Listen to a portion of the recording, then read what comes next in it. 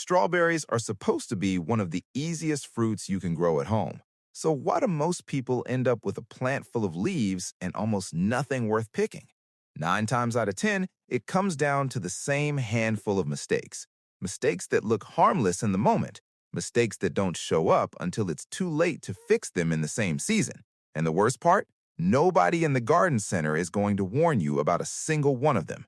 By the end of this video, you'll know exactly what those mistakes are and how to flip every one of them into a harvest that actually delivers. Stay through tip 6 because that's where most gardeners accidentally undo months of good work without realizing it. If this is your first time here, hit subscribe. New gardening guides drop every single week, and there's a full video on strawberry propagation coming that you will not want to miss. Tip 1. The variety trap that sets most growers up to fail. The very first mistake happens before anyone touches a shovel. Most people walk into a nursery in spring, grab whatever's on the shelf, bring it home, and then wonder why the harvest never quite satisfies. What those shelf tags don't tell you, not all strawberries grow the same way. There are 3 types, and choosing the wrong one for where you live is one of the most common reasons a strawberry patch underdelivers. June-bearing varieties explode with one massive crop in late spring, then shut down. Great if you want to fill a freezer or make jam in one go. Ever-bearing types split the difference with 2 solid harvests, spring and fall. Day-neutral varieties are the real workhorses. They produce continuously through the season as long as temperatures stay reasonable. And for most home gardeners who just want a steady supply of fresh berries, they are hard to beat. Now, drop your state or USDA hardiness zone in the comments right now.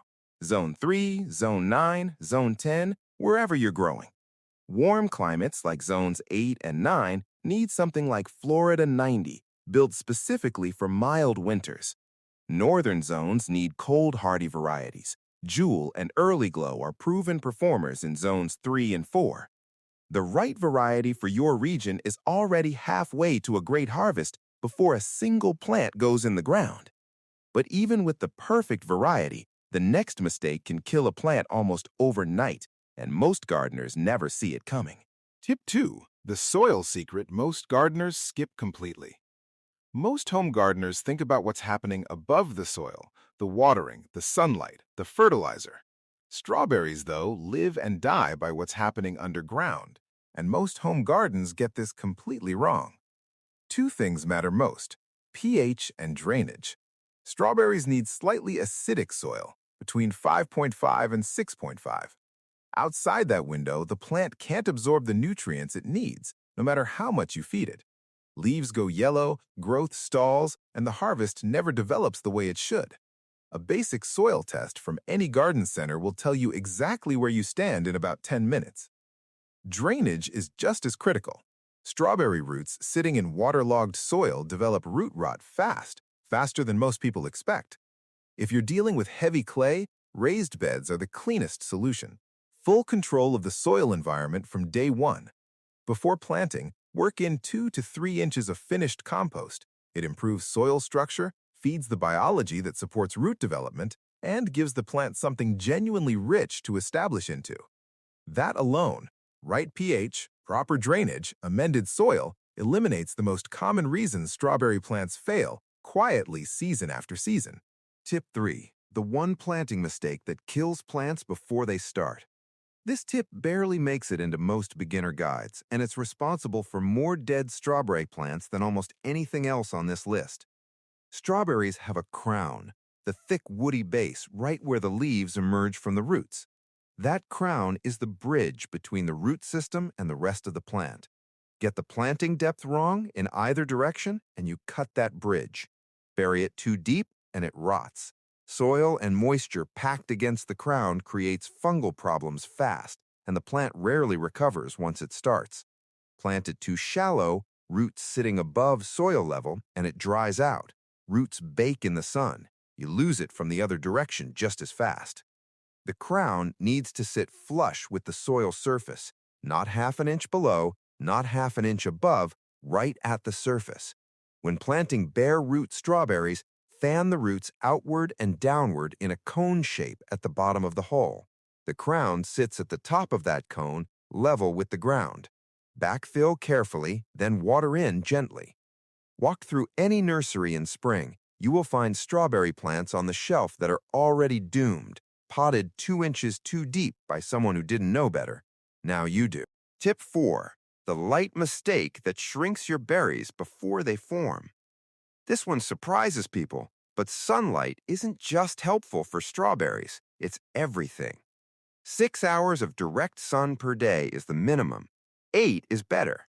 10 hours and the plant produces non-stop, pushing every bit of energy into filling those berries as fast as it can. Less light means less photosynthesis, less energy, smaller fruit, fewer berries, and a plant that's constantly fighting disease instead of producing.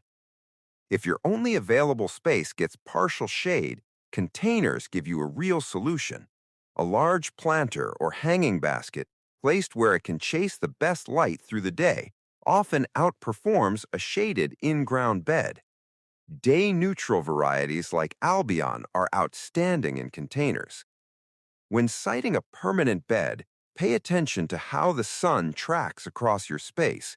Morning sun is especially valuable.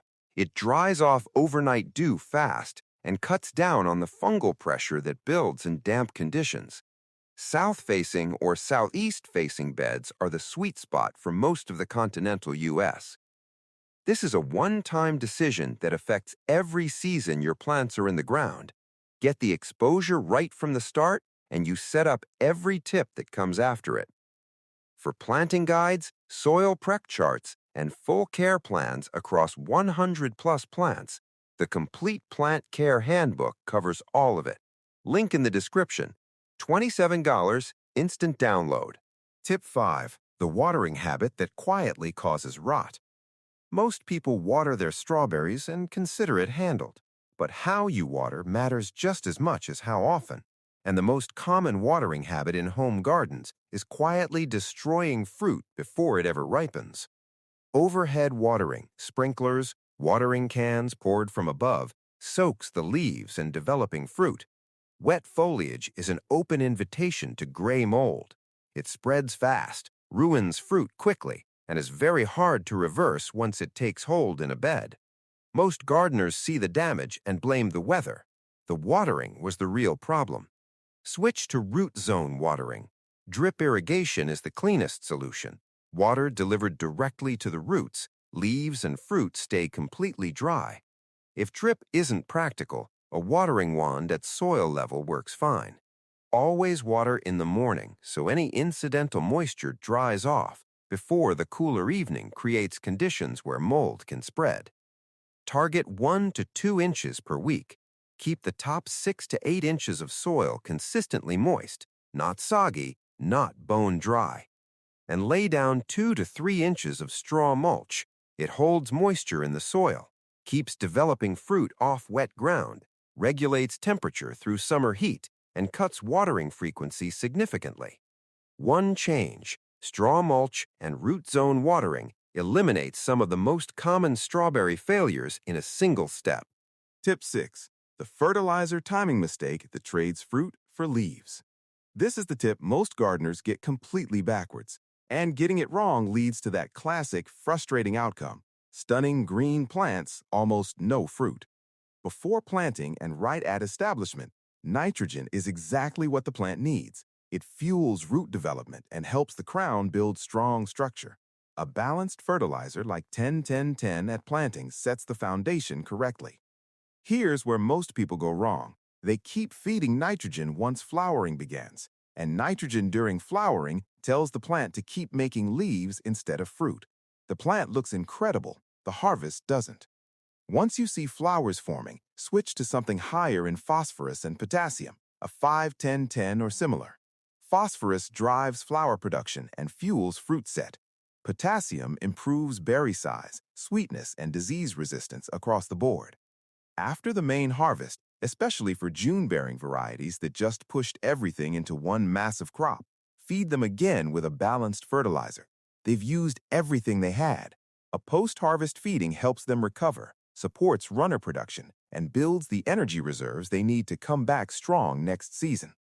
Nitrogen in, flowers forming, switch the feed. It's that simple. And it's the one timing shift that separates a leafy disappointment from a harvest worth talking about. The Complete Plant Care Handbook has the full fertilization timeline, timing, ratios, seasonal breakdowns, alongside care guides for over 100 plants. Grab it in the description. Tip 7. The runner decision that either doubles your harvest or halves it. Midsummer. Your strawberry plants start sending out long, thin, horizontal stems along the soil, each one tipped with a small daughter plant ready to root in and grow. Free propagation, one of the genuinely satisfying things about growing strawberries. Here's what most gardeners don't realize. Those runners pull energy directly away from fruit production. A plant sustaining 5 or 6 runners is not putting that energy into berries. And if maximum harvest is your goal, especially in years 1 and 2, runners left unchecked are costing you fruit you'd rather be eating. If harvest is the priority, remove runners as they appear. All of that plant energy goes straight back into the fruit. Do this through the first 2 seasons while the crowns are still building strength. If expanding the patch is the goal, runners are gold. Pin the daughter plant's tip to the soil with a U-shaped wire. Give it 2 to 3 weeks to root itself. Cut the connection from the mother plant. The daughter is now independent. 1 plant becomes 2. 2 becomes 4. A single productive crown can populate a full raised bed over 2 seasons at 0 cost. Know the goal before summer starts. The plant doesn't care which direction you choose, but it will respond to whichever one you commit to. Subscribe and hit the bell. There's a full dedicated video coming on propagating strawberry runners from scratch. You do not want to miss that one. Tip 8. The pest and disease moves that protect the whole season. Strawberries attract attention from more than just gardeners. The most common threats you're going to face are slugs, aphids, gray mold, and the strawberry bud weevil. Here's how to handle each one fast. Slugs love the damp, dark space under mulch. Keep straw away from the crown. Manage moisture and use iron phosphate bait for heavy populations. It's safe around edible plants and it works. Aphids cluster on new growth and the undersides of leaves. A hard stream of water knocks most of them off. Neem oil handles persistent infestations. Attract lacewings and ladybugs. They'll do the heavy work for free. Gray mold spreads through wet foliage. You've already cut most of that risk by switching to root zone watering. If you spot infected fruit or leaves, remove them immediately. Don't let them sit on the soil surface. Mold spreads from there. The strawberry bud weevil clips flower buds cleanly off the stem. You'll find them lying on the soil, neatly severed. Row covers in early season physically block them during their peak activity window. Powdery mildew, space plants properly, 12 to 18 inches apart for most varieties, and clear out crowded interior foliage to let air move freely through the canopy. And at the end of every season, clean up completely. Remove all plant debris. Rotate beds every 3 to 4 years. Most disease pressure in strawberry beds is a sanitation problem in disguise. Which of these 8 tips hit closest to home for you? Drop it in the comments. And if you haven't left your zone yet, drop that too. I love seeing where everyone's growing from. 8 tips. The variety that matches your zone. Soil that actually supports growth. Crown depth that saves the plant before it starts. Sunlight that drives the harvest. Watering that protects the fruit.